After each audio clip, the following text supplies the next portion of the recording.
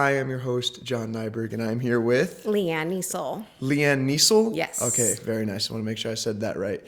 Leanne... Because your dad can't say it. Can he not? He cannot what does pronounce he say? it. What No. does he say? No.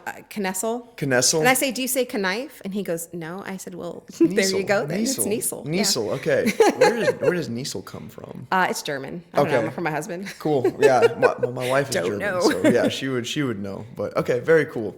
Well, Leanne, thank you for being here. My pleasure. I know you are, I think out of everyone I've talked to, you're one of the newer members of the church that I've talked to. Most of the people at this point were people that have kind of been around for 4, 5, 6 years, something like that.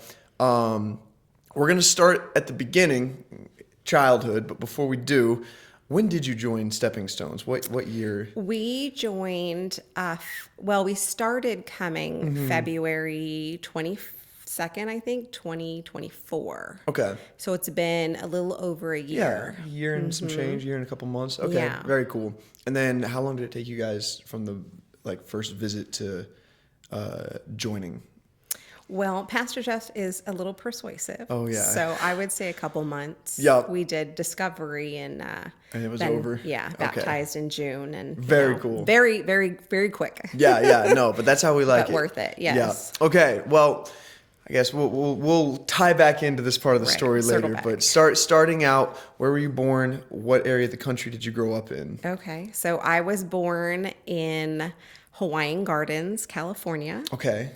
And in 1980. 1980. Okay. So, I wasn't going to ask the age, but now someone fine. can do the. Okay. I don't mind. Okay. I love that. I love that. Very open. Yeah. No, it's easy. Okay. Hawaiian Gardens. What part of California is that in? It's Southern California. Okay. It sounds like a Southern California name. Yes. Yeah. Lived there, grew up there, but we lived in Bellflower. Yeah. And went to Bellflower High School and Washington Elementary. So, spent pretty much my entire childhood and adult life pretty much there until 2019. Oh wow. Okay.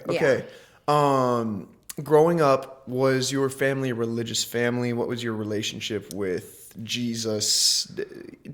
Yeah. Obviously, California is a part of the country that is not known to be as religious. They're more forward thinking and progressive, and we don't need God because we're all smarter than that. And yeah, sorry to insult all my California friends. It's fine. Yeah. We say we escaped from Commufornia. Right. So that's, something that definitely, this is home. Right. So my mom was raised Catholic. Okay. And very, very strict Catholic. Yeah. So she didn't implement really any religion. Okay. Because she wanted me to have the free will to decide on my own what my thoughts and feelings were about religion. Of course. My dad was raised Christian. Okay. And he took me to church as a kid every Sunday. We'd get McDonald's and we'd go to church. Okay, McDonald's and church. So McDonald's and church, we get that Egg McMuffin every Sunday. Very nice. And get that. And so we did that up until I was about a teenager. And then he decided to spend a lot of time in Mexico. Okay. So we didn't do a lot together anymore. Right. And in my high school years, I joined a church and was part of a youth group. Yeah. And did that. And, we did on a couple of missions to Rosarito, Mexico, and did that kind of thing. So that was cool. But once high school ended, then it was kind of open to say, well, what do I want to do? Right, and, I didn't take a good path. That's for sure. Okay. No. Okay. So let me ask then. Okay. So it sounds like middle school and high school. I'm assuming at this point though you weren't saved. Like you had never been baptized. Okay. Never. My dad was like, "You're not ready. You're not worthy in a sense." Wow. Okay. And that stuck with me for a very long time. It's been a common theme of all the people I've interviewed and it's of course a no-brainer when you think about it. But whatever your parents kind of set you up for when you're a child, it's really hard to break out of that mold or that path that they set you on or push you down to that like a key thought process. So that's interesting. So your dad in a way kind of maybe thought that you were maybe too young to understand the full weight Mm-hmm. of like what it means to believe in a religion, which of course for me, you know, my dad's the pastor, of course. So like it was the complete opposite. It was, you know, this is the gospel. You know, you have to, you know, believe in salvation comes from Christ alone for forgiveness of sins. And I mean, I was saved at like 6 and I already knew, you know, I was a sinner and all that. And, okay. But for you, it was the opposite. It was more so like maybe you're a child, you're a young adult. You don't need to worry about that yet. Just Not that, just you're not ready. wow. You are not Wow. ready to embrace God and to allow him to live in your heart. He never he was very against me getting baptized as a younger child and as like in high school. Right, he was right. like, you're not ready. You're not ready to make that commitment because Okay. it's a huge commitment.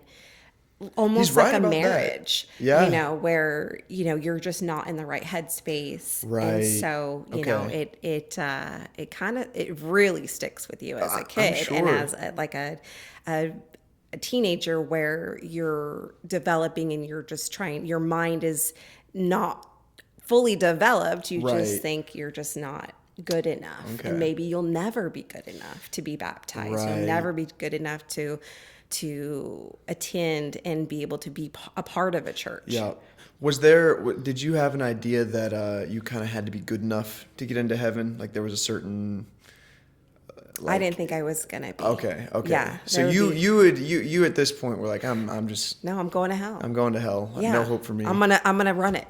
Is Got what it. my thought was. Okay. And that's the honest truth. Well, I think a lot of people can relate to that, even Mm. though few people would probably have the guts to say that's what was really going on. But I think that's a pretty honest statement. I don't know if that was lightning or somebody just fell, but whatever. Holy Spirit. Yes. Okay. So you graduate high school with that kind of thought in mind. I'm assuming that leads to a pretty not great young adult lifestyle.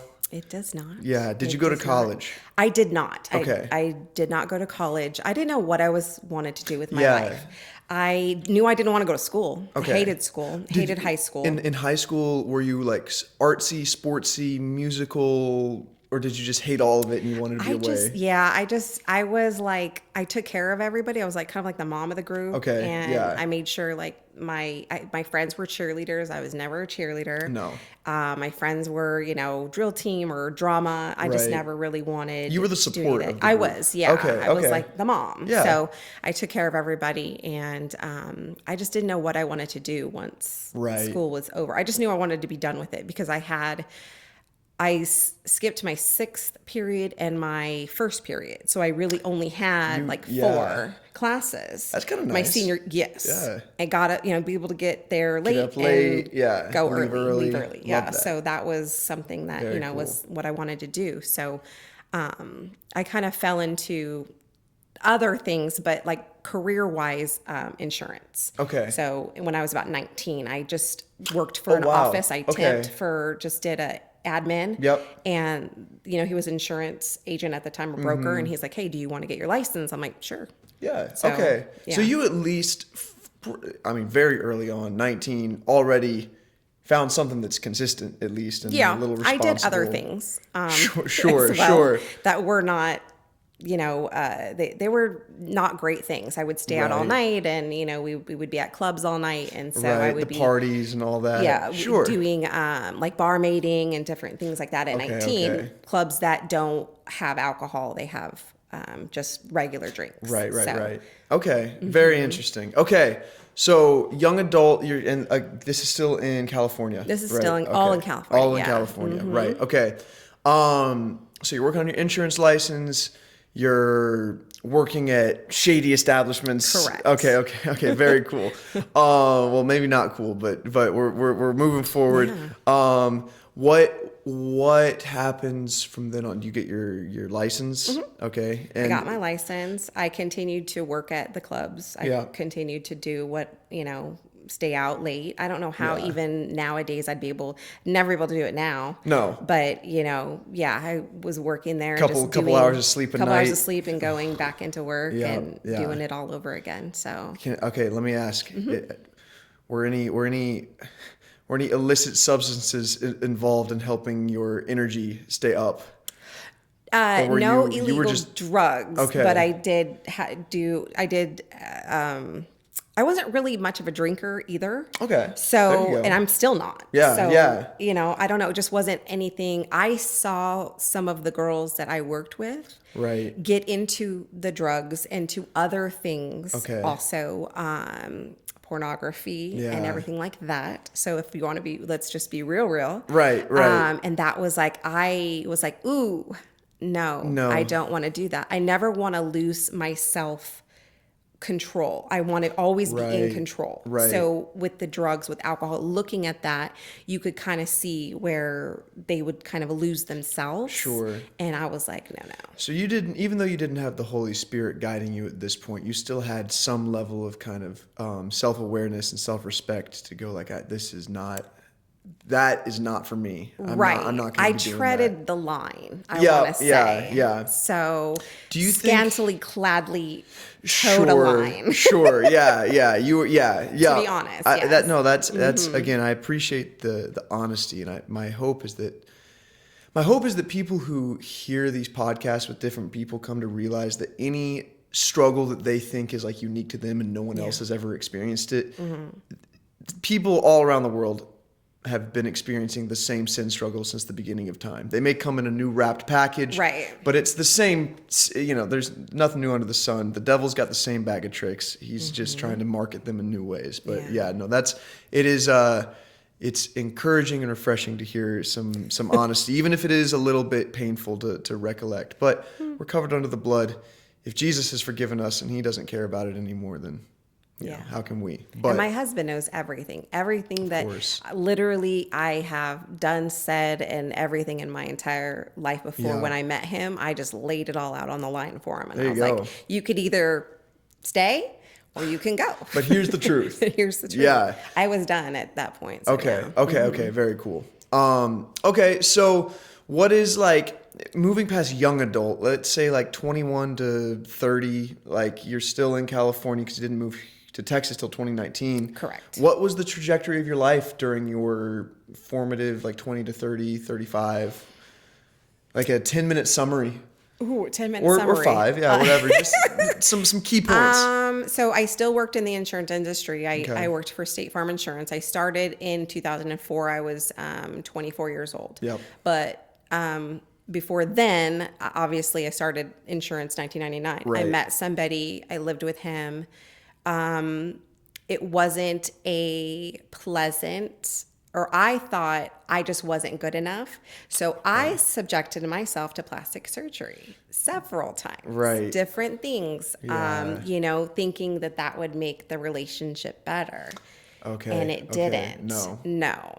I had I had liposuction done. I had a lift, an augmentation, breast lift, breast augmentation. Yeah. I had buccal defatting done in my face, which I really regret. Right. Because my youngest son, Dean, looks like me before my surgery. Okay. And it breaks my heart to see his beautiful face and what I did to my face. Let me ask you something that, this is an opinion of yours, of course, and I don't think there's like a biblical truth behind this, but in your opinion, do you think that going as far as to do bodily changes just for the sake of the aesthetic, not to fix a medical issue or something like that, do you think that is intrinsically wrong? Like, do you think there's something about saying God gave me this body, this face, this, this look for a reason? Or, and again, this is just your opinion. I'm genuinely kind of curious what you think about that. I can speak just for me. Of so I'm going course, to just say for for you. me in the sense of my mental status was not good. Okay. So depression, anxiety, a lot of that thing where the devil's like, hey, you can do this. You can look better and if you can do that. yeah. If you look better on the outside, you're going to feel better on the inside. Well, that was not true. It was true at all all. empty. Yeah. He lies to you a lot. Let me tell you. Oh, yes. There's a lot of things that are in now social media with younger girls and boys, but I feel like you really need to look inside yourself and God does not make mistakes. Never. He didn't, he looked at me and said, you're worthy. Yeah. You're beautiful. Yep. You don't need to do all this. But me not realizing that at that point in time, Right. I was like, well, I'm just trying to do whatever I can. And you Right. can't go back. Once you do it, it's done. Yeah. And, my dad wasn't happy because he was very much the thought process of you don't tattoo your body, you don't disgrace your body, you don't do Right. it. And I have tattoos. I have, I've had piercings before. So it's Right. like different things like that where he's like, oh no. So again, just solidified not being worthy for the love Definitely. of God or, being saved by Jesus. Key point there for sure is that if you start on the outside to work your way in, you're doing it backwards. And yeah, it's definitely the change has to start with your heart. Because I do agree as well that social media, a lot of the work I do is very heavily, it goes hand in hand with social media as a job almost. It's a lot of what I do, and the people I'm around, they make all their money from being like content creators, or they make their money from being influencers. And these are still my friends. I love them to death, and what they do is really cool. But I do always wonder, like, if they've considered that if your only job is to be inaccessibly cool to a point where people are watching you all day, I wonder if they ever consider, like, do you ever think that there's now kids at home that are forever going to feel like they're not good enough because they're seeing someone online whose whole job it is to spend other people's money to do things that the average person will never be able to do and shouldn't be encouraged to do? We can't Right. all go on vacation all year round, and this and that. And it is a trap because nothing on social media is honest. No one's it's posting. called fake book for a reason. Yeah, yeah. That's what I call it. No, Because it is. literally Yeah, it's fake you book. can't. No one goes online at the end of a day and makes a post about my day sucked. I got in a fight with my my wife, and I have bills that aren't paid. No one does that. No, And no. I wish people did. I think it'd be pretty cool if social media was genuinely used for social reasons. And it's like, I'm only connected with my friends, and hey, pray for me. I've had a rough day. I've seen that a few times, but we're getting a little bit off track. Social media is so relevant to, even really your generation, because you were, if I was born in '99, Gen X. so yeah. But If you wanna you court. were you were still a young enough adult when the technologic revolution occurred. Oh, and, yeah. So I'm thankful for that too, because there's probably a lot of things that would have been on the internet if there would have been internet. You lucked out, honestly. Yes, let me tell you. Yeah. So a lot of things where girls are like, oh my gosh, it's going to the cloud and it will forever be there. Yep. What you do on social media, what you post, anything like that, it's there forever. For me, it was like maybe a Polaroid here or there. Right. But where could is that scrub picture? stuff. Yeah. You could scrub it a lot easier than you Not can now. now. You can't run from it now. Yeah, I definitely, I like most patriotic Americans, I think this is the greatest country on earth, but I also think that it's in decline a little bit. We have a rest right now, I think, but I'm so jealous of people that got to experience like their childhood in the 80s, their young adult life in like the late 90s, early 2000s, when like you're getting technology and modern conveniences, but you're not consumed by it quite Right. yet. Because of course now my generation, like I started with a flip phone, but by the time I was in high school, every person had a smartphone. And by the time I got to college, it was synonymous. Like you don't even ask like a girl for her phone number anymore. You ask her a girl like, what's your Instagram or something. Yeah. I know. I hate it. Not part but of that. But Yeah. anywho, that's very cool. Also for We had pagers. So. Pagers. I'm not gonna. I mean, I know what a pager is, but Yeah. I've never used one. Right. Never. Yeah, I'm that sure was you yeah, haven't. yeah.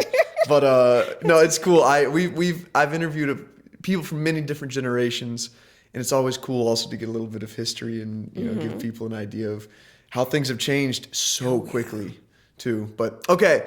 So back to it. We're in the 2000s again. Yes. We're 2004, 2005. You're getting your you are a licensed insurance agent. No, I was never an agent. I was no. always just like licensed staff. Staff, So okay. I'm licensed in property and casualty and life and health. Okay, So okay. I would just sell it and worked for brokerage until 2004 on until 2017. I worked for State Farm. Okay. And were you with the same guy this whole time? The one who originally made you feel like you needed to make these changes? I was with him from 2001 until 2006, 2007-ish. Okay. Yeah. Okay. Yeah. And during this time in your life, because again, you had mentioned that you had grown up in the church. You were familiar in some way with the Bible. Was there any desire like, oh, I should go back to church? Or did you have a Bible at home that you were ever? No, Nope. That's okay. No, honestly, I didn't think I was worthy. I didn't think that I needed it. Right. That I was fine. Just the way that what I was doing was fine. Yeah. And no matter whatever bad things happen, I was like, oh, well, whatever. Okay. So, yeah. Wow. Heavy stuff. I mean, you've made it clear that you're pretty honest and open. So let me ask, were there nights, you're laying at home in bed and there's no distractions, there's nothing to get your mind off of how much of a wretched person you are. And I'm saying this as someone who was saved young, but still my whole life, one of my biggest struggles has been my identity and my worthiness in Christ. I mean, I remember times I would just be laying in bed like, I don't even know how God's going to let me into heaven because I'm such a terrible person, just a degenerate. And I mean, this is in high school. Like the worst things I'm doing is like lying and cheating on tests and stuff like that. So of course, from a human perspective, there's a difference to how serious the consequences are. But yeah, like what was your inner dialogue like during this time? I think it was just all about me. I didn't care. Okay. Didn't care about anybody else. I was kind of mean. I wasn't caring about anybody else's feelings or were you kind of mean, or were you just like an average California girl? The California girls I've met, I'm like, oh, y'all, you guys scare me. Maybe meaner. I don't know. Okay. Do you think that and again, this is more of a cultural question, but do you think that the vibe of California, which is, or at least was like the pornography capital of the world, was LA, and do you think that being around an environment where, I'll just say it how it is, where sinful lifestyles are celebrated and pushed on everyone, do you think that had an effect on you wanting to get the plastic surgeries? Oh, yeah. And my decisions and, things that I did that were not good, Right. where you just, in my mind, I think to myself, how did I not die in some of these situations? Right.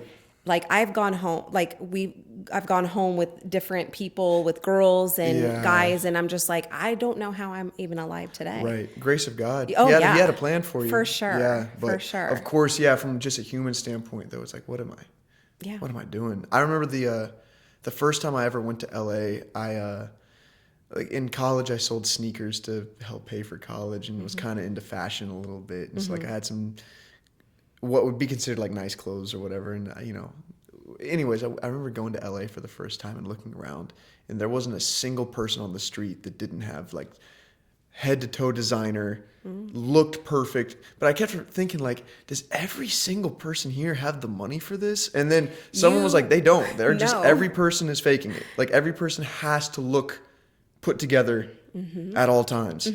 That seems exhausting to me. It's very exhausting. Yeah. So Texas was a reprieve for sure. We're a little more dirty here, which maybe is nice. And I love it. Yeah, I don't care. Like, I'm good with that. I don't, keeping up with the Joneses for me was just too much for sure because. Well, let's go ahead and skip ahead then. So unless there's like some really key story that you think would give context to your personal testimony. Well, with plastic surgery, I developed an eating disorder.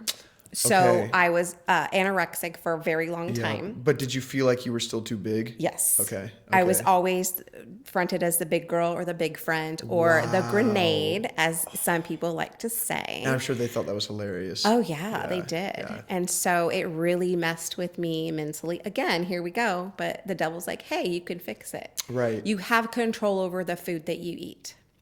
Now, eating disorders for me, they never go away. They're Right. always there. Okay. But you have to be conscious of what is borderline, again, getting to that obsession Right. and leaving it alone. Okay. So that's a tough part too. And a lot of girls suffer from that and they don't talk about it. I lost my hair.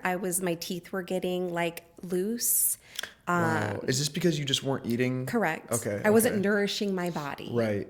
Okay. And that's a big thing is you have to put food, you have to fuel your body, not only with food, but right. other things. Yeah. You have to spiritually fill yourself. Like that's course. what I learned later on. Yeah. But yeah, that's something that it was very, very hard. And I still struggle with today sometimes. Sure. And because of that, I have a higher A1C because I wasn't fueling myself with correct things. Right. So now, like looking down the road in my 20s, it wasn't a big deal. But it catches up to you. In my mid 30s, yes, it did. Yeah. So, Wow. and that's where it kind of like was like, oh, I can really have a lot of health issues from what I did to my body. Yep. My fault. Look at that hindsight. But you don't see it there. All you see is what, from the outside and how you look course. And never how you feel. It's I'm in the middle of my 20s right now. I'm 26 at like the height of and I'm aware in like from a headspace that like I am right now at the peak of like I can kind of do whatever and I won't suffer the consequences immediately. And it's only by the grace of God and loving people like you at the church who in a real way remind, not that you're saying this specifically for me, but I'm getting convicted right now and reminding myself, one, young people need to be grateful for the bodies that they have and what we can do right now. But two, just because we aren't noticing the consequences immediately doesn't mean they're not going to show up. Right. And my hope is that people listening, especially younger people, do take into consideration that like maybe you're not feeling this right now. Maybe you are out doing whatever that you shouldn't be, or even maybe it's not a sin, but you can lift too much. You can be at the gym 3 times a day doing trend. Like there's all sorts of things that. It's an obsession. Yeah. You have to toe that line to know this is something that is hurting me or it's being healthy. It's healing me. Yeah. So yeah. I think a lot, and again, a lot of it just wraps back to social media. But there's so much being pushed, now that you have to look a certain way, you have to be a certain way, talk a certain way. And people will do anything to get to that goal. But it's easier with almost anything in life to cheat your way there than it is to do the steps. So instead of people wanting to look good, maybe if you want to be skinnier, maybe instead of dieting the right way, which takes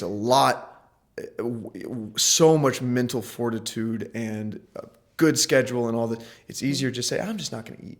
Yeah. Guys, I want to get bigger. I want to get musclier. Well, I don't want to spend 5 years natural at the gym. I'll just do 1 cycle of steroids. And next thing you know, there's consequences of this and they don't show up right away. So thank you for saying that and having the guts to speak on something that, again, it's so real. No one really asks me. So you're asking, so I'm going to tell you. Well, I'm glad. So it's because it's so real. And it is. And no one, again, the conversation we're having now, I don't think I've ever had, especially with, you're not old, but someone older than me, and especially a woman who can provide me with some clarity about the other sex's perspective and struggles that you guys go. Because I'm sure there are men with eating disorders. I know that's a fact. I'm sure but there are too, I think that overall, women are probably told in society to fit into a mold more than men are, at least when it comes to physical standards. And I'm going to tell you, it's women telling other women. Isn't that crazy? It's guys don't care. No.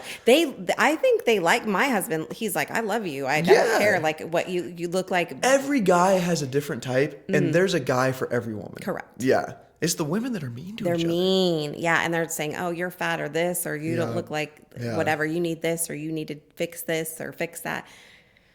Oh, I know it. I didn't realize it until I got to college and I saw like young but adult women be catty for the first time, like really. And I was like, oh my goodness, like when guys get mad, like, well, we might even fight it out, but once it's done, it's done. Yeah, y'all and we fight and move walk on. away. Yeah. And that's it's like, amazing. Girls, it's like you got a 6-year grudge because someone, didn't even realize that they were mean to you. Yeah. And it's like, wow. But that's their own insecurities. The person that is pushing that, Yeah. like Whatever insecurity, it is. Yeah. it's their own insecurity. Of course. So, and that's, I do the same thing. There are things that I'm insecure about that if someone gets too close to pushing that button for me, I have to change the subject so that my feelings don't get hurt, my ego. So the easiest way to change the subject is say something inflammatory about somebody else. It gets the eyes off you. It starts something else. And exactly. So, okay.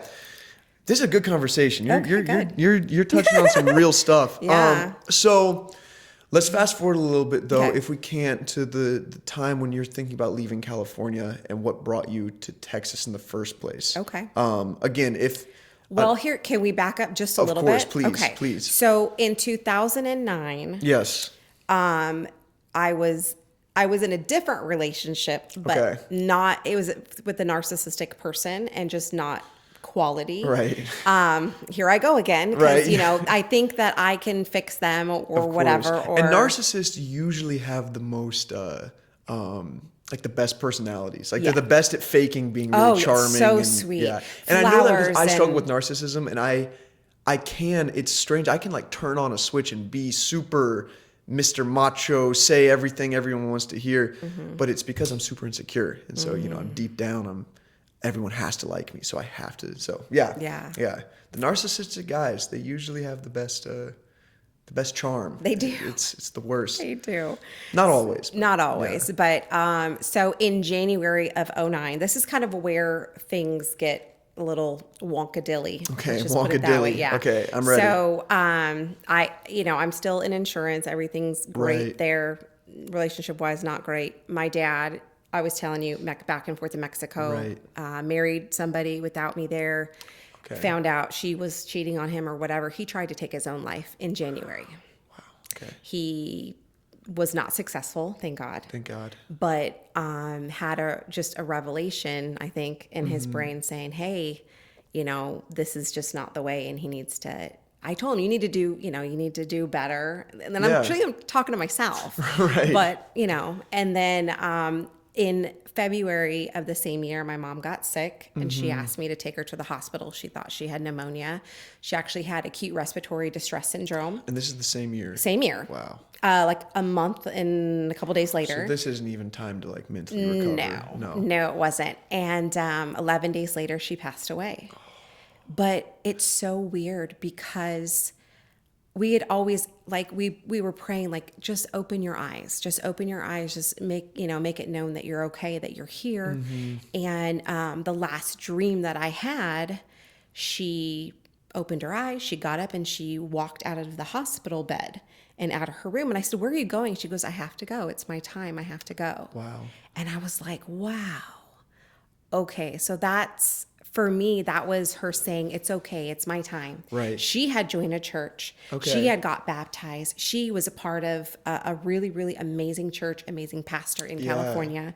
And she knew where she was going. And she told me, maybe a year prior, she's like, don't cremate me. I want to be buried. Yep. I want to have my service at my church. I'm like, why are you even telling me this? Right. But Why is this she relevant? it wasn't relevant at the time. But then thinking back, I was like, she was just preparing me. And maybe that was God preparing me too. Yeah, probably. And she both. always said to me, I don't want to be a Bible thumper to you. No. Yeah. I don't want to pound it into you. But, I feel like Love it into you. Yes. Yeah. You need to be happy. And where you are right now is not happy. Yep. And that stuck with me. That same year in November, I met my now husband. Wow. Who is absolutely amazing. Yes. And treats me like a queen and does everything for our family. The way you're supposed to be treated. Yes. I didn't know it would be easy. So I thought relationships had to be hard and struggle and fight for everything and feel insecure and worry about what I'm going to wear. And is he going to like this? Is he going to tell me I look like a slut or excuse my French, but that's how it was, how my life was. And he never said that. he was always like, you look so beautiful, whether you have makeup on or no makeup on, Yeah. or in your jammies or dressed up, you know, he just appreciated me amazing. for who Yeah. I was. So I feel like a little bit of my mom, she kind of guided my path to not only her, but God as well, for me to find him. Yeah, that's amazing. And his mom is beyond amazing. And I Yeah. told him, I said, if your mom and me don't get along, then this is not going to not gonna work. because Right. I need a mom. Yeah. And she's been everything that I could ever ask for. I love that the Lord has I'm- provided that yes. for you. Incredible. And he's like, hey, I'm doing this for you. Yeah. Hey, I'm doing this for you. So you met your now husband before or after your mother passed away? After. Okay. Okay. But this was the same year? She passed in February, and I met him in November. Okay. Okay. Got Of it. the same year. Very cool. Well, meeting him, very cool. Oh, the yeah. rest of it, not at all. No, but yeah. you know, you have to go through a lot. I think God shows you a lot, and he doesn't put you through things that for nothing. Right. And I think it's for me to open my eyes to say, Leanne, these gentlemen, and I use that term so loosely, Sure. are not for you. Why are you Right. here? Like, why are you in this relationship? Why are you like wanting to be with this person who is not good for you? Yeah. Like, just let it go. And I did. I said, okay, I'm done. I'm going to be all by myself for a while, get my health in order, be able to grieve my mom. And I told my dad, I said, aren't you glad that you didn't die in January? Because I would have lost both my parents in the same year. Yeah. And he's now, I mean, he's an integral part to, you know, obviously my family, because he's the only parent I have left. Right. So I'm like, hey, you know. Yeah, you need to stick around. Yeah, no. Yeah. Well, praise God that even in the worst of circumstances, there was a plan. Yes. And it all things, you know, work out. I need to get back into memorizing scripture properly because I paraphrase everything, but all things work out for good for those who trust and call on God. But okay, so you meet your husband. Well, he's just a guy. He's just a guy. At first, was it sparks from the get-go, or was he just someone that you guys were friends for a little bit? Because this is years before you guys moved. Yes. Okay. So, because we met in 2009, we met. Got really sick right before I met him. Right. I had a very bad infection in my right breast, and I thought I was gonna pretty much die. To go see an infectious disease doctor. I was on IV drip antibiotics. So there was a lot of stuff that happened that year. The stress, This like sounds it was like like a a lot. terrible year. It was a terrible, and then it got better. Okay. So I feel like, you know, you kind of have to grow through what you go through. I know that that's like a whatever mantra for some But it's people, true. but it's you true. either learn from it or you don't. Right. Or you have to repeat the lesson. Yeah. And no one wants to repeat that lesson. So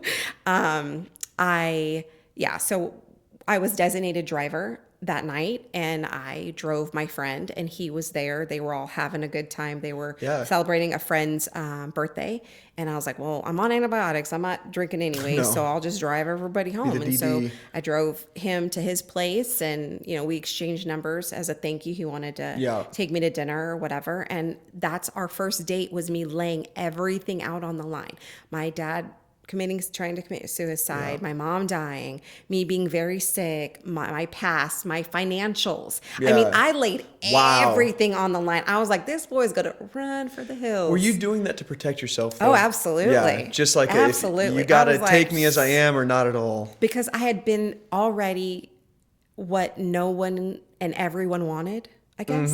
You know what I mean? Sure. Like, so I don't know if I was enough for the prior, but I was like, I don't care anymore. If you cannot take me at my worst, you cannot have me at my best. So I'm just going to be honest and open, and here you go. Here's what it is. And I thought he would just like run.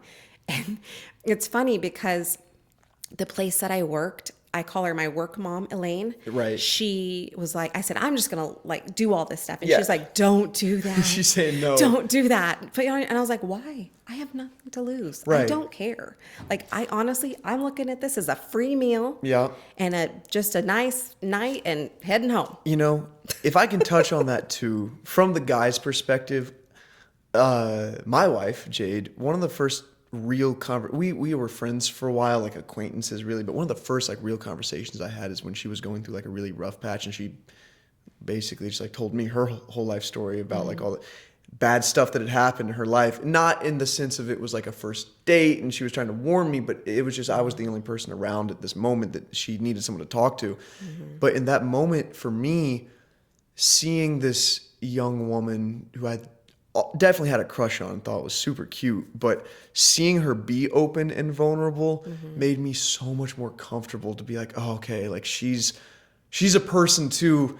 I can make my mistakes because she has hers. And I'm assuming he's your husband now, of course. So I'm assuming that probably was, even though you thought it was going to be he's going to run for the hills. If I had to guess, he probably really appreciated and respected you having the guts to come out the gate with like, here's me, this is me. Yeah, he was like refreshing. Yeah. That's what he said. He was like, it was just refreshing not to have somebody just BS it. I'm fine. I'm perfect. Everything's Let great. me have a salad. Yeah. I had ravioli and like I didn't care. Love it. We were at a Italian place for our yeah. first date, and I even had an out call. So I was like, if this is not going good, I told my friend Danielle at the time, I was like, hey, can you call me at this time? And if it's not working out, I'm gonna say, hey, I got to bail. Yeah. And I even told him about that. I said I had a bailout call. Wow. Because I didn't know how this was going to go. Yeah. And I didn't really want to waste your time. I don't want to waste my time. Yeah. And he was like, wow, okay. I was prepared. That's intense. That is a crazy first date. I like it though. I think it's cool. Okay. Yeah. And I'm guessing there was a second date. There was. Yeah. He waited the standard 3 days to. Is that the rule? Yeah, it was back in the day. Okay. I don't know about now. I don't know. But I was with social media and stuff. But. I went to a Christian school growing up, and I went to a Christian college. So I had no idea what they're. Yeah, and also like, I love Pastor Jeff, and I love my mom and dad so much, and they did such a good job of protecting me. A side effect of being very protected means you're also very sheltered. It's not their fault at all, but I showed up to college way less socially developed than all of my peers, and it took me a couple years to catch on. Like, okay, there is like a culture behind dating and how to do it. Like, I had no idea, but I also was scared to talk to girls, so that wasn't a part of my mind. But okay, so at least back in the day. Yeah, it was a 3-day rule. It was a 3-day rule. Yeah, you wait 3 days and then you call her. Okay. Like, do you just have to pretend to not be interested for a few days? I don't know, but to me, I was like, okay, well, I don't care. And then I texted him first. I was like, hey, because he had left his car somewhere else. Yeah. I was like, hey, did you ever get connected back with your car? Yeah. And he was like, yeah. And then he called me the next day. He was like, do you want to go out on another date? And I was like, oh, yeah, okay. Yeah. Were you still playing it cool? Were you like, yeah, whatever? Because I didn't want to give. I didn't think it was going to go anywhere, to be honest with you. Sure. I was like, he's not really my type. Okay. I usually date like guys with like darker hair and darker complected, and he is a token white boy. I mean, I love him. Yeah. It's like, the only kid go from he was tall. Yeah. So I was like, I like that. But yeah, he wasn't really somebody who I would normally go for. Sure. Okay. But again, it worked out. God had a different plan. God did. God he's said, like, I don't give a crap. He's about like, hold your my beer, preferences. because I am going to show you. You think you know what you want. You think you know what you need, but he tells you what you need, and he shows you what you need. So being fully surrendered in the sense of going, Lord, I don't even know what my preferences are anymore. I just want you to give them to me. It feels scary at first, but life becomes so much simpler when you just go, Lord, I trust you. Yeah. Set it up. I'm following the path that you're laying before me. But like I said, 2009 was hard. Yeah. So, yeah. I mean, almost dying for me and having my mom die and my dad almost die. So it's like, those are the things that it just kind of sticks with you. And you're like, yeah, I don't really care anymore. Like, now I don't care, but you understand what's important, maybe. I don't want to waste no more time. No. And I wasn't going to let anybody else treat me the way the other two treated me. Good. I was like, I'm done. I don't, if you want to have that, you can go, because I'm not going to stand for it. No. Yeah. Okay. No. So let's fast forward again. 2010, 11, 12. You and your husband. When did you get married? 2012. 2012. Okay, so you guys dated for a few years. Yes. Got engaged. Got married. Do you have kids? We You do have have two. kids. Yeah. Were they in the picture? And they were in the picture before you guys moved? Yes. So you're in family mode now. You're Correct. wife, Yes. mom, still working? I know. So in 2017, I was let go from my job at Okay. State Farm because I couldn't be in the office as much as he wanted me to be in the office. Sure. We had worked out kind of a thing beforehand because I had my son in 2015, but finding Right. out that he's autistic and he needed more help. Yeah. I was like, I don't know what to do because I was bringing home money and my Right. husband was bringing home money and I'm Right. like, what do I do? And my husband said, the most important thing that you will ever do is to be a mom. That's it. It's like priceless. Let me ask you something about that. Yeah. It will not ask, more so make an observation than have you speak on it, because I don't know if you have picked up, and I'm sure this has always been a thing, but again, because of social media, people get to put their voices out there and just proclaim to the masses their opinions. A lot of women that I know today think that it is this patriarchal, sexist idea that motherhood is the best thing a woman can do. They think it's this outdated idea that is proposed by men to keep women at home so that men can run the world because, of course, we're all evil and you guys are all just oppressed and all of that. How has motherhood been for you? And do you... Well, I know you don't agree with that sentiment that I just proposed, but what could you say to young ladies who are buying into that, to encourage them to consider that maybe waiting for marriage and looking for a man instead of, I'm just going to be a girl boss and I don't need, I'm just going to be single my whole life and have a career and yada, yada. What would you have to say to those ladies? Being a mom is and has been the hardest job I have ever had in my entire life. So all those girl bosses who's like, yeah, I'm doing this, I'm doing that. No. When you have a little one that comes up to you and says, Mom, I love you. Mom, when they don't feel good, they want you, they need you. Yeah. You're in charge. When you leave the hospital, it is like the scariest thing because they give you a human to take care of. There's no manual. And I asked the nurse, I'm like, are you coming home with me? Right. And she goes, no. I was like, well, how What do am I I supposed do to it? do? She goes, you'll be fine. Yeah. Maternal instinct will kick in. You'll be fine. Just reach out to friends, reach out to other people, reach out to, your village. And my village was pretty small. Right. But I did. I reached out. I have some nurse friends. I have, obviously my mother-in-law. Right. And I was like, what do I do? And I had a hard time with my first because the labor was hard. The pregnancy was easy, but the labor was hard. Okay. And breastfeeding was hard. Yeah. But I just say motherhood is the most selfless thing that you can do. Having the job, having the corporate, having all that stuff is selfish to me anyways. It's more of a selfish life because it's an idealistic type of thing. Right. And I know your dad has touched on that too in regards to, idolizing social media, idolizing what you have, money, things. Right. And that is not what is important. Right. And you may think that that's important in your 20s, but it's really not. It's you're going to look back and like I'm in my 40s and I'm looking back at my 20s. I'm like, I did not make good decisions. Yeah. And I tell that to my kids every day when I drop them off at school. I love you. Have a good day. Make good choices. Yep. Everything is a choice. Yeah. Yeah. And, sometimes you're just not there. But seek within yourself if that's something that, some people are child free by choice. Right. And that's okay. There's nothing wrong with Yes. that. If you feel like that's the way you want to be and you don't feel that maternal, you don't really want to have that. Yes. Then there's no shade for that. And I do want to touch that I absolutely in no way condone any form of true sexism. And I do think that women are capable of anything they put their minds to, just like men are.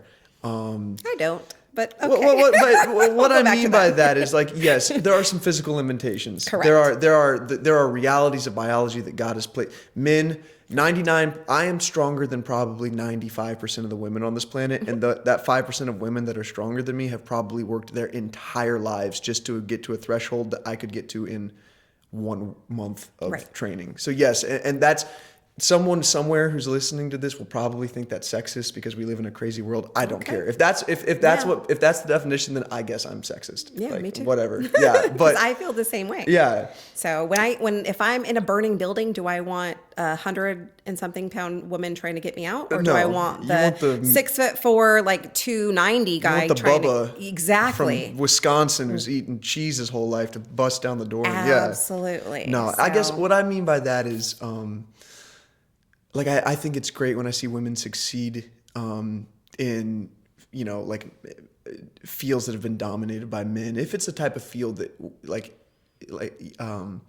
insurance or running a business or things like this, I still do think that men, because they're more aggressive, are generally better at being leaders, because you kind of have to have you got to be mean to kind of like get people to listen to you. But I by no means think that like women are inferior in any way. But yeah, I don't know why, but so many of my friends who are my age, who are ladies, have expressed that like, oh, I don't want to get married because, men suck and I could take better care of myself. Some of this I do think is also because my generation of men do suck, and like they aren't gentlemen. They're not taught manners. So it goes both ways, and I think that accountability needs to be had on both ends. Absolutely. But I guess I'm saying all this because I do think that God's way is still the best way, and that one man, one woman for life, raising children will always lead to a more fulfilling life than anything that you think could replace that. And anything that in the last 50 years we think we've suddenly outgrown the wisdom of our forefathers since the beginning of time is ridiculous and the most insanely delusional thing I've ever heard.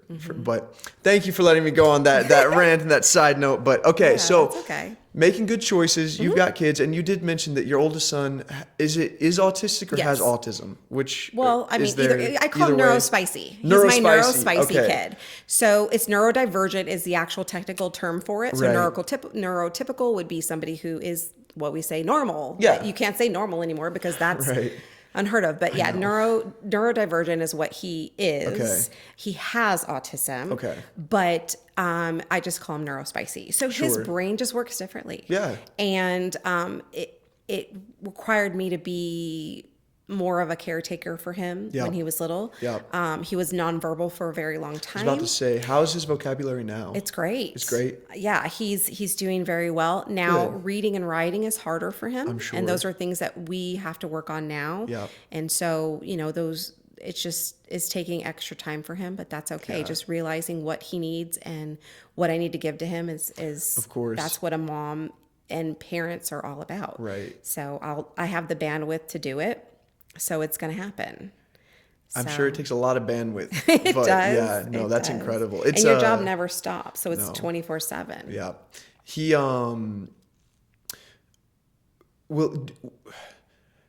I used to every summer I used to go work at a camp for special needs kids where parents would drop their kids off for a week and we would just stay with them and take care of a new kid each day. And I got to the camp wasn't limited to any specific neurodivergency. It was just, any kids on the spectrum in any way. And so I got to interact with a lot of kids and young adults with neurospiciness of all flavors. Right. And I loved them all. The kids with autism were definitely the easiest to take care of for the most part, depending on how severe it was. Yeah. But in your son's case, would you... what have some of the struggles been, but also what have some of the joys been? Like some of the things that you're like, this is so special. And it's incredible to see how God has blessed him with a gift, because it's not just, I hate the stigma that people that have special needs are just a burden, because they are also gifted. For one, they're almost always the most positive, happiest, loving people. They're not judgmental. Yeah. It's like they really honestly, they live lives a lot more like God would want all of us to live than the people that we would say are normal. Yeah. So his, in the sense of like wanting approval from other people, that part of his brain is nowhere. He does not. That's good. We doesn't don't need care. that part of our brain. Exactly. I say get rid of that. So to me, I look at him and I'm like, wow. If I can just be a little bit more like I Evan. wish I could care that I wish little. I could care a little bit less about what other people thought about me and whatever, because we're in a society where we're judged. All the time. And the only person now for me the only person that can judge me now is God. It's God. Because He will. He will. He's going to. He's going I love to. it when someone says, the only person that can judge me is God. Yeah. He's gonna. He's gonna. Yeah. Yeah. And that's fine. And I know that when I get there, he's gonna welcome me with open arms, and he's gonna say, you know what? You did the best you could. Yeah. Say, hey, my son died for you. Yes. That's all that I care about. And I accepted that. Yeah. Yes. Yeah. But with Evan, we never thought, we signed with him. We didn't know if he would be able to speak. Right. We didn't know what his developmental would be. And just to hear him say, I love you, mama, or That'd be so special. it was, it broke me, and it inspired me as well. Yeah. Because I'm like, this is what parenthood, this is what being a mom is all about. Yes, you have trials and tribulations. You don't know if you're doing the right thing. Right. But, trying to understand the way his brain works, he loves to draw. He's kind. He's now coming to the age of realizing what is going on around him. Right. So sometimes he will interact with other kids, which I like to see more of. But a lot of times he just wants to play. He's happier to play on his own. Yeah. Yeah. And you're like, oh, okay. Honestly, I feel that sometimes I also don't want to be around anybody. I'm like, please let me, give me some crayons. Let me go have some fun. Yeah. No, I love that. Well, thank you for sharing that as well. Man, you've got so much insight. I love it. Don't apologize. I love this. Okay, let's talk about exiting California. Okay, yes. So my oldest was 3. Yep. My youngest, Dean, was 1. Okay. And what was the straw that broke the camel's back? This public school system in California, when they were wanting to teach sex ed to 3rd graders. And I'm assuming this isn't just like sex ed. This is, I'm assuming this is like, I don't know if it really got to that point. At that point in 19, right. I know now it's a lot 2020 worse. is when it just all fell apart, where they're trying to tell you, oh, you feel some way, just run with it. Kids are like, they like to do what mom does. So they're with me all the time. So if, my kids are like, oh, I want to paint my nails. It doesn't mean that they want to be girls. They just want to be like mom. Yeah. That's all. Right. So, so there was a lot of just. 3rd grade sex ed is unbelievable. What do you need? Why? I don't know. But I was looking at the curriculum and I said no. And for my son, Spicy, he needed some services. And they're like, we won't give it to you. And I had to fight for every little thing. And I said, this is not where we need to be. Right. So I talked to my husband. We looked at Idaho. We looked at Oregon, which Oregon was never a go because we kind of saw the way that Oregon, Portland Washington, was and California are all the same. Kind of same, yeah. Which I want to clarify something.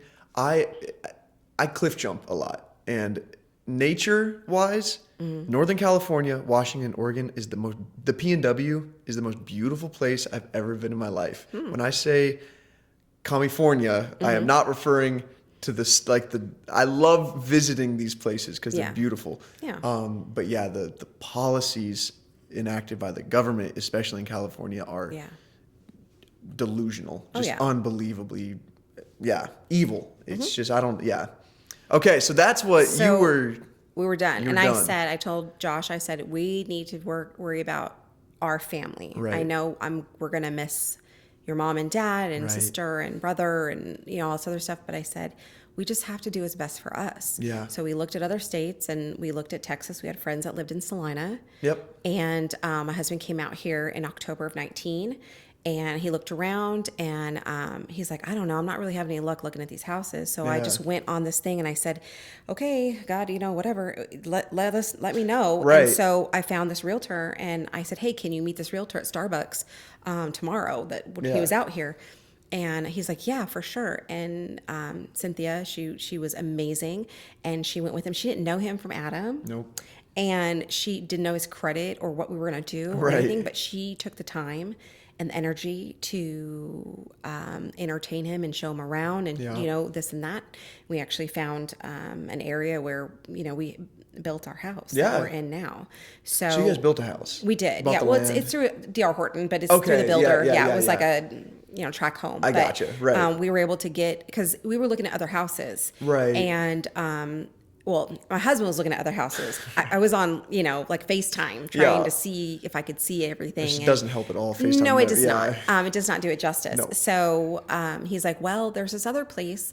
And I go, well, we can't afford that. He's like, actually, we can. And I was like, oh, okay.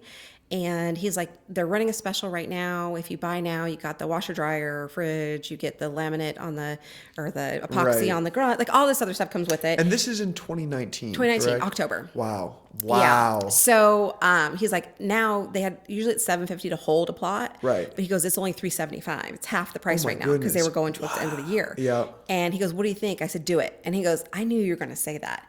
I am very much the person that is do it and go and, We'll figure it out on the way. Yeah, we'll figure it out on the way. Yeah. And my husband's very Love methodical. That. Okay. He's like, let me think about it. Let me ponder it. Let me sleep on it. Right. And then let's come back to it. Yeah. And he knew what I was going to say. And my mother-in-law was like, you're crazy. You let your husband pick a house? I said, I trust him. Yeah. I trust him just with everything. Right. I love him. I know he's going to do what's best for our family.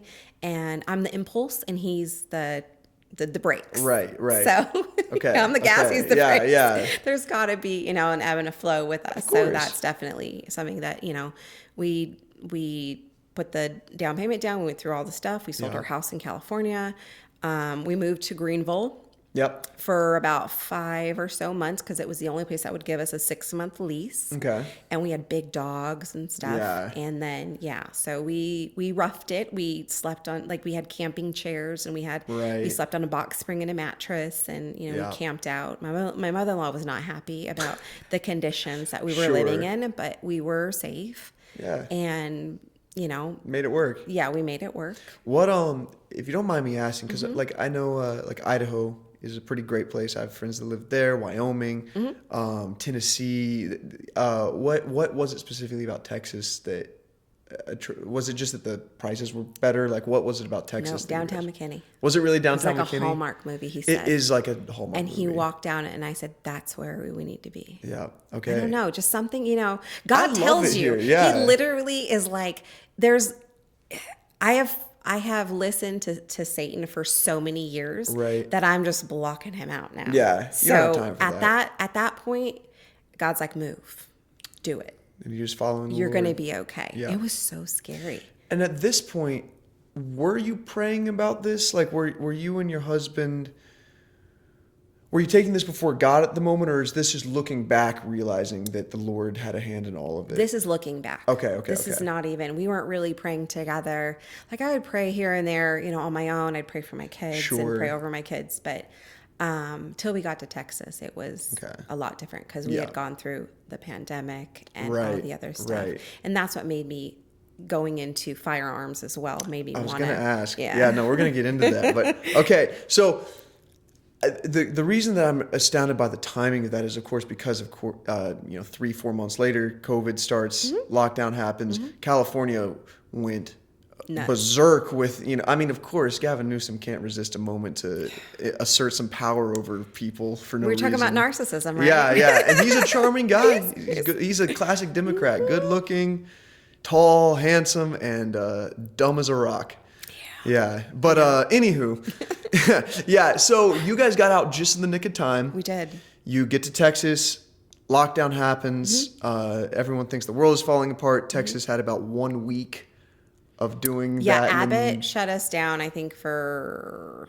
Yeah, I think it was longer than a week. I think it was 3 weeks total. Yeah. I remember me and my friend group, I think for like one day wore masks, and then we were like, no one is dying. This is stupid. We didn't know. So that was the Right. thing. We didn't know how it was going to affect my husband and I. We didn't know how it was going to affect our kids. Of course. That was the scary part. And that's though a legitimate response. Like, I don't think anyone is like a sheep for, a couple of months being super safe, because you don't know. It was at the beginning, like nobody knew what was going on, and it could have been bad. And if it was, it would have been terrible of you to go, oh, this is all a conspiracy. I'm not going to protect my kids. So no, I get it. But you at this point though, you still didn't find out about stepping stones, right? No, we still lived in Greenville. Okay, that's right.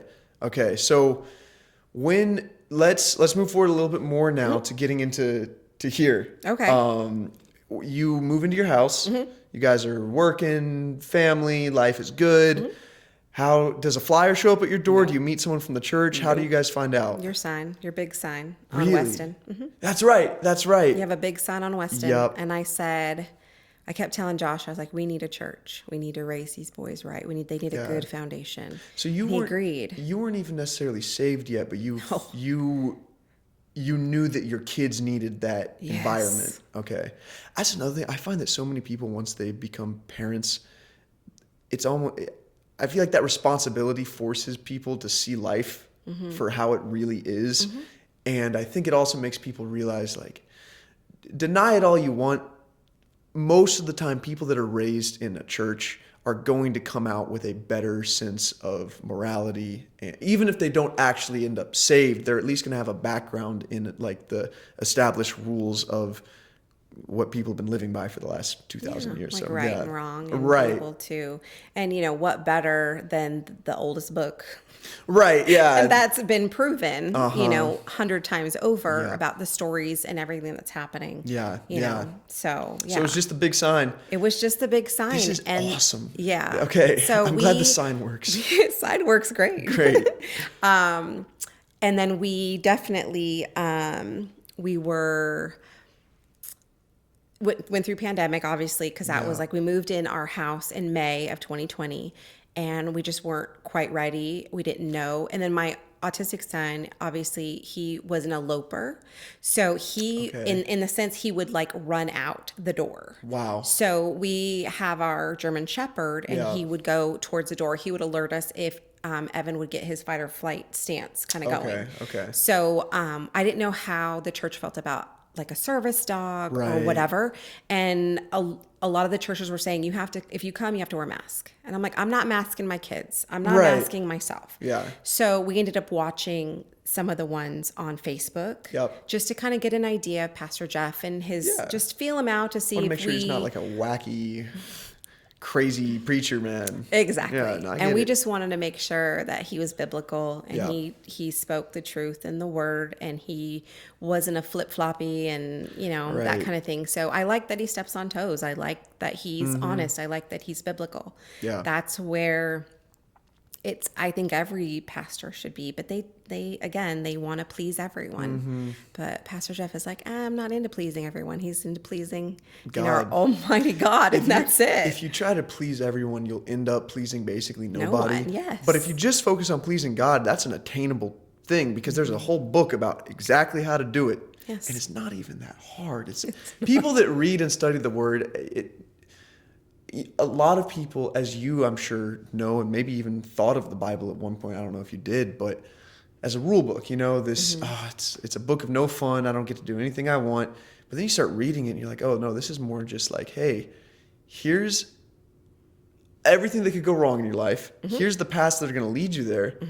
Here's the one path you can take that you'll be all right.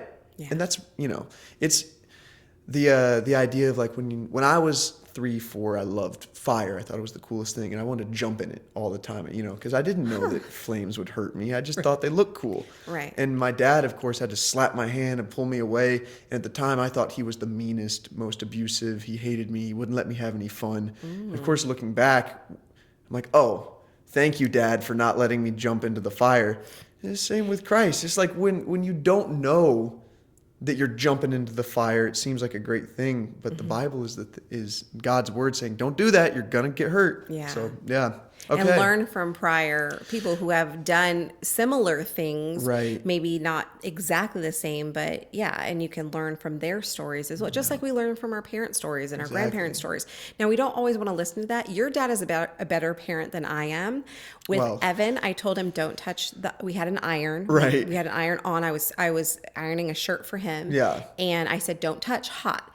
And he literally looked at me and put his hand, a whole hand, up against there. Did you let him so he would learn his lesson? I did, because I was like, he's never going to learn unless, I mean, it didn't scar him. It didn't. Right, yeah. It wasn't something that was, and I didn't not I didn't being take the iron and No. run away with him, but I let him do it. My dad did so many of that. He'd tell me, don't do that. I'd do it and, get hurt or muddy or messed up or whatever. He's like, see, told you so. Yeah. No, I get it. Yeah. No, there's no abusive parenting going on in your household. No. Thank you for clarifying though, No. that you weren't beating him with the iron after. No, I was not. But I was like, well, if he wants to, if he doesn't. Now you know. Yeah. Yeah. And I said, that's why I told you not to touch Yeah. it, because it's very hot. Yeah. We Yeah. learned a lesson, didn't we? He's Yeah. like, yes, hot. I was like, yes, hot. Yeah. Now you know. So, okay. So you were watching some of the sermons online. You Yep. show up the first Sunday. Yep. What was that experience like? It was wild because we went into one of the life groups. Yep. And that was his last day. I forget who he's Landon West. Yes, Landon West. Landon West. Yes, yeah. So we're like, what did we do? Right, yeah. Because we're like, this is our first time here, and he's leaving. already leaving. We're like, ugh. So whoever, I don't know who took over Landon West's class, but Right. we said, well, let's try another class Yeah. the next time. But it felt welcoming.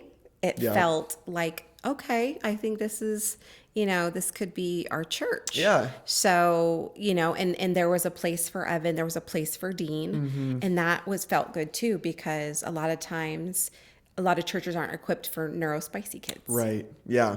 And they don't want to handle them, or they're like, no, you take them into the big church. Well, it doesn't always work that way. It amazes me how many churches, especially churches with way bigger budgets, and it's like you guys have $1 million, children's facility, and you can't take a kid with autism. Like, we have nothing here. Our church, we operate on a shoestring budget, and even then, as you know, the pastor will try and cut the shoestring in half to save even more money. But that's, I think, where, and I talk about this every podcast, but the actual sense of service and community at this church comes in, because all you need to take care of special circumstances is more people that are willing to help. That's all it is. You don't need fancy equipment or a bigger building. You just need people that are willing to serve and wanting to love on my kids. Yeah. And they We have got that felt here. nothing but love. Good. So And they should. That is, they get excited for Sunday mornings. They know, where they're going. They know, so that for me is everything. And that's just, like I said, building a good foundation for them. Yeah. And showing them, hey, this is where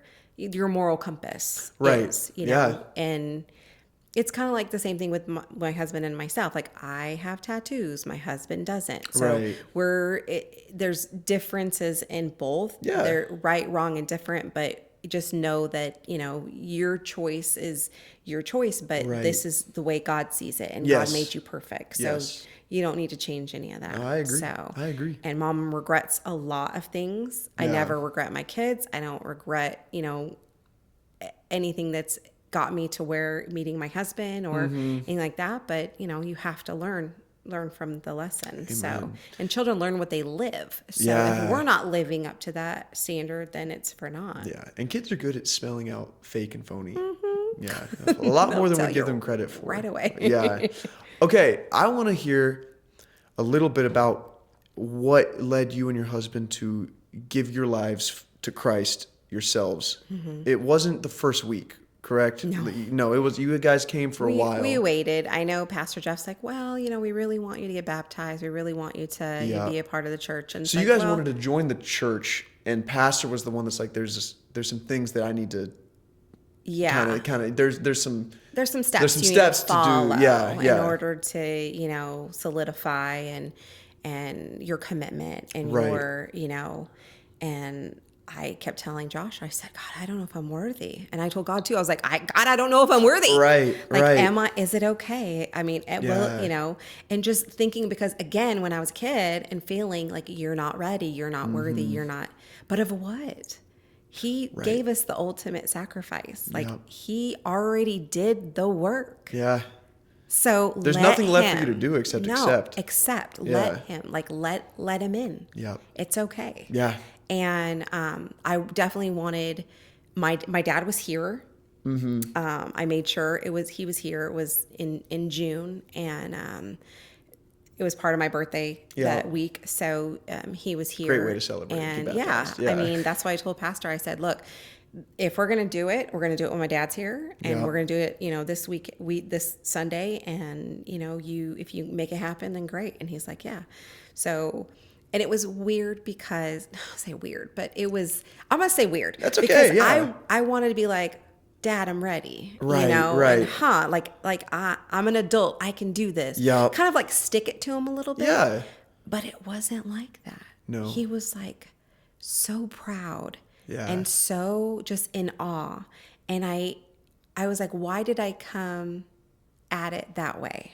Why did I even think that that's the way it had to be? Yeah. Just because for so long that negativity was I mean, the devil was trying to drag you down to the very end. He was. Yeah. He didn't want me to get baptized at all. Yeah. And he kept telling, you know, that little voice in your head, being like, hey, you're not worthy, you're not good enough.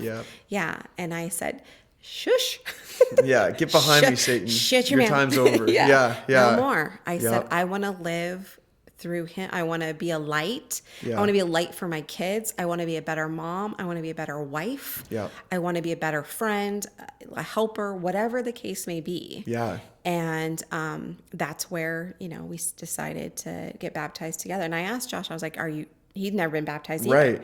And I said, can we do this together? Can we, you know, and pray on things together? Right. And it's definitely brought us closer. Of course. So another thing that has happened most recently was I had a miscarriage. Yeah.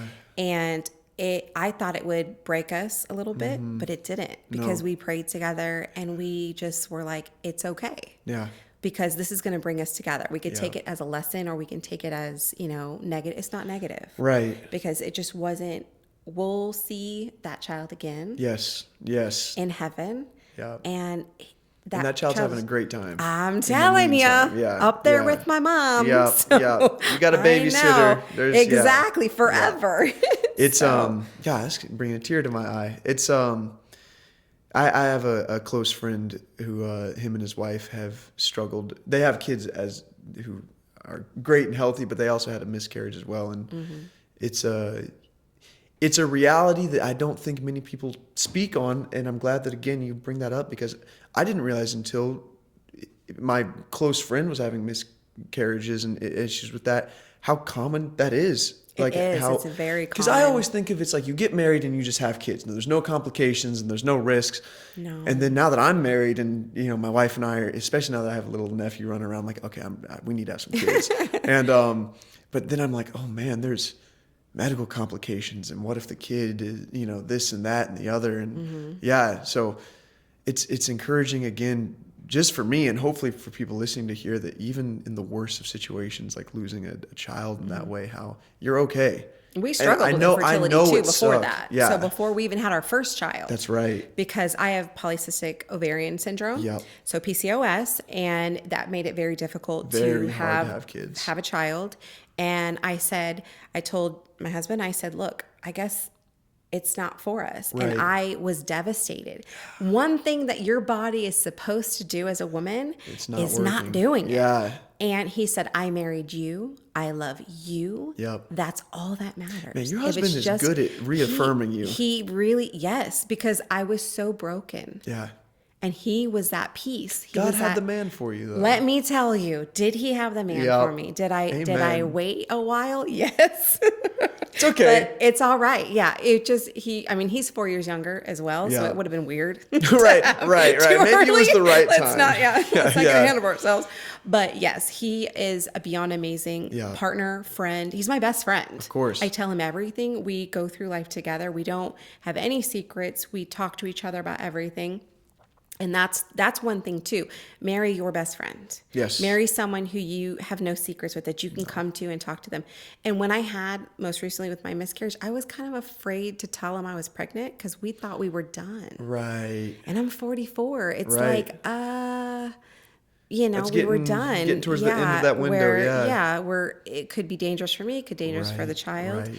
And then we were excited. Yeah. So I was scared and then excited and then devastated. Yeah. But then you go through the roller coaster. Yeah.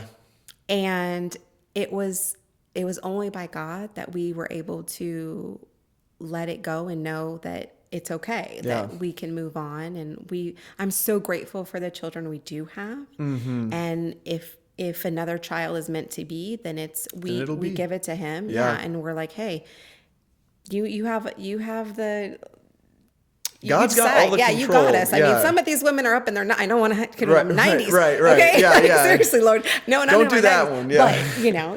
But, he's done miracles. So Sarah laughed at Jesus. Sarah laughed at him. Who laughs at Jesus? Oh my gosh. I know. We say that, but at the same time, I think every person at some point has laughed at Jesus. Yes. Yeah. Yeah. Because of the fact that you're like, there's no way. Yeah. I'm old. Yeah. I'm like shriveled up. My eggs are like, right. It's like, this isn't my time. Yeah. No.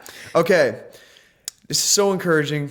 We've also, I think we're going to break the record for the longest podcast so far. And look at us. I'm not upset about it at all. This has been so insightful. I want to talk about one fun thing, though, before we wrap it up. Okay. And that, of course, is your association with the NRA, being a certified firearms instructor. Mm-hmm. Were you into firearms in California? No. Okay. No, so this was you assimilated fully into Texas culture when you got here.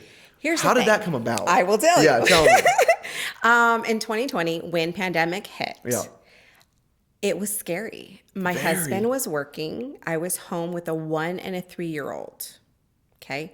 So, or 4-year-old, 4-year-old. Young kids. And so, young kids. And I was by myself. Yeah. No protection, no anything. And I thought to myself, if somebody wants to just bust down this door, they can just do whatever they want. And I said, no. That's not going to happen. Nay. Mm-hmm. Exactly. I want to protect myself, protect my children. Yep. I said, I need to educate myself. Yeah. And the only way to do that is to take a class, take a course. Right. And that's how I got into getting my license to carry. Yep. Where I took the class, and it's fine. Like, you take the class, it's not a lot of education, but I furthered my education with a ladies group. Okay. And I did that for many years. Yep.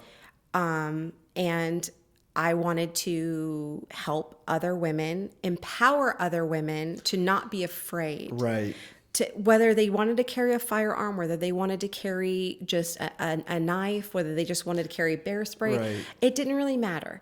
It all it stems from your surroundings and being aware of the things and people around you. Yes. Okay. Yeah. That was the main focus. So it starts there, because if you're on your phone and your nose to the phone, which I see a lot of young girls, I want to just be like, hey, head up, on a swivel all the time. You're putting yourself in a victim stance. And I hate to say that, because no one deserves to be hurt in any which way, shape, or form. But it is always the abuser's fault. Yes, every time. Absolutely. But however, not making you an easier target that's on you. That's on you. Yeah. And that's for you to be able to park a certain way. Don't walk out by yourself. There's just different things that you can do that starts with that without even entering into a firearm. Right. But that was something that I wanted to do for myself and learn and find out that I was pretty good. Did pretty well. So I wanted to encourage other women. That's why when we had something here and we learned about the gun range here, it was even more. I was like, whoa, we need to be part of this. Because I'm hoping they have something for women. And they had something, I think, a few years ago. But then Sarah Dahl and Carmen McBroom, we kind of got together. We're like, we need something more. So we had brought it to Pastor, we brought it to Angela, and we didn't know what they would say. They may be like, I don't know how it's going to go. But we did it with crafts. So shoots and crafts. And that's something that if they didn't want to shoot, no problem. Yeah. They do crafts. If they want to come out and learn, or they wanted to just watch, they could do that as well. Because it's very empowering to know that you can do hard things. Yes. And we always want to be safe. And we First always and foremost, of course, push that as Yeah. the biggest thing. So a lot of my European friends, of course, get a very narrow view of the States because all of their media is propaganda at this point. Sorry if you guys are watching this and disagree with me. We'll argue about it this summer. Next time. Yeah. But a lot of people who are not within a firearm culture, they think that Texans are we just got guns and we're just shooting all the time and there's no safety and all the negative stigma that comes with firearm ownership. Right. But I do think that, like you said at the beginning, before you had a firearm in your home, your husband's not at home, someone breaks in. If it's a guy, we're talking about the reality of physical nature. You're gonna lose if it's a hand-to-hand fight, and you're gonna be a valiant mama bear, but you're probably not gonna come out on top. No. A weapon is the great equalizer. Correct. It takes 3 to 5 pounds of force to pull most triggers. Yep. And suddenly the tiniest girl on the planet can put down anybody. And I do think that it's so empowering to in the right way, in a good way. Yeah. I love it that you took the initiative with some of the women at the church to get this going. Because of course the men have our thing. We love shooting guns and whatnot. But I'm glad that there is now a push for the women to also be responsible and armed and, as we're talking about, safe about it and taught how to do things the right way. Correct. And now let me ask you, as a firearm enthusiast myself, what's your personal carry? What do you prefer? Well, it depends. So Okay, of course. This is real Texas right here. It depends on the situation. So I have a Smith & Wesson, an MMP shield, and that's something that I like to wear outside the waistband if I'm like outdoors or doing something like that, just because it's easier to rack the slide. Yes. It's easier to load. Do you walk around with one in the chamber? Always. Always? Okay. Because what are you going to do with it? I don't. I carry inner waistband, but I'm not racked. Have you timed yourself and how to pull and how long it takes you to rack that? Like 1.3. I'm quick. With racket as well? Yes. Okay. But you got to remember, like, you're one-handed? You're not even. No, yeah. I mean, it's easy. Finger up. Okay. I'm grabbing. And you're there. And I'm sure that a firearms instructor might tell me that this is bad form, but as I'm pushing forward is when I'm racking. So I'm grabbing as it's going forward, letting go. Gotcha. And then here. And yes, it is eventually there, this, but yeah. Okay, so the Smith & Wesson MP shield. Like I always say, what if you have to pull from here and you have to be here? It's true. How are you going to rack that slide? I'm just so scared. I got precious stuff down here, and okay, and we don't. I know. I mean, if I appendix the gun is not going to go off. Women have we have fajas, which is in Spanish. It's like the waist trainer, but we have those. We have bra holsters from flashbang holsters. There's so many things that women have. We can hide the firearms. This is true. You guys almost have more options for concealed carry. It's pretty cool. We do. Okay, we're less conspicuous too, as true. Well. Yeah. I love the pictures online of like every once in a while I'll see like a couple going to church and the girl's all beautiful dress and hair done, and she'll take a picture and she's got the little 9 on her, and I'm just like, I love that, because you never know. Yeah, that's true. My conceal carry is a Glock, but it's a 380. Okay. So okay. It's a smaller caliber with an extended mag. So very nice. Yeah. Very cool. So to make sure to have just a couple extra. Yeah. But you want to be, you never want to have to use it. That is the whole thing. You want to be able to have it if you need it, but you never want to have to use it. And as I understand it, you can de-escalate most situations by just pointing it at somebody. You're most of the time not going to need to follow through. Let's hope you don't get to that point where you have to draw. But if the gun's pointed at somebody, you better be ready to pull that. Don't pull a gun out unless you are ready to use it. And know what's behind that. Yeah. So and that's also, why I always say it's so important for people to understand the laws behind what constitutes using a firearm for self-defense. Because someone's being rude to you and they're shoving you, you can't shoot them, even if they're being mean. Like you have to be in fear of your own life and beyond a shadow of a doubt that you can't run away. I hate it when oftentimes, guys love being verbose and I could take everybody out in a room or whatever. And I always am like, sometimes I'll hear things like, no one would talk to me like that, or I'd put them down. I'm like, you would go to prison for murder, man.